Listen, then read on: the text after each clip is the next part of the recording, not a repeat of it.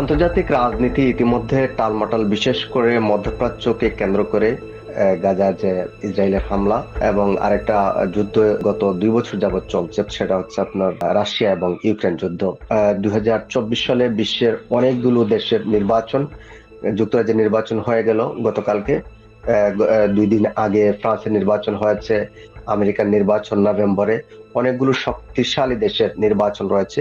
বিশ্বকে স্থিতিশীল রাখার জন্য নতুন সরকারগুলো কি ধরনের উদ্যোগ নিবে আমরা লক্ষ্য করব যে ফিলিস্তিনের গাজায় যখন ইসরায়েল হামলা করে, এর পরবর্তীতে যুক্তরাজ্যের সাধারণ জনগণ পার্লামেন্টে পিটিশন দিয়েছিল। তখন লেবারের অন্তত 84 জন এমপি সেই সিজফায়ারের পক্ষে সেদিন ভোট দিয়েছিলেন।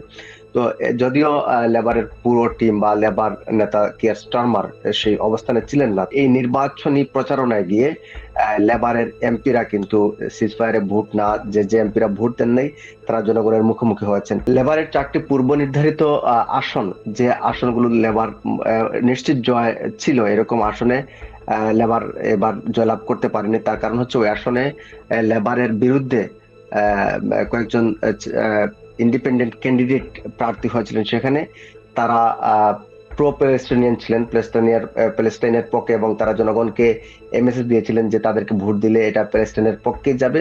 এবং ওই 4টি সিটে কিন্তু স্বতন্ত্র প্রার্থীরা জয়লাভ করেছেন। এই 4জন স্বতন্ত্র প্রার্থীর মধ্যে লেস্টার আসনে লেবার পার্টির শ্যাডো মিনিস্টার যিনি ছিলেন, জোনাথন আশওয়ার্থ, যিনি বাংলাদেশ বিষয়ে মন্তব্য করেছিলেন, তিনি কিন্তু জয়লাভ করতে পারেননি। তিনি একজন স্বতন্ত্র প্রার্থীর কাছে পরাজয় বরণ করেছেন, এবং যিনি ওখানে জিতেছেন তিনি প্রো প্যালেস্টাইনিয়ান বা প্যালেস্টাইনের পক্ষের, গাজার পক্ষের বা ওই প্ল্যাটফর্ম থেকে প্রার্থী হয়েছিলেন।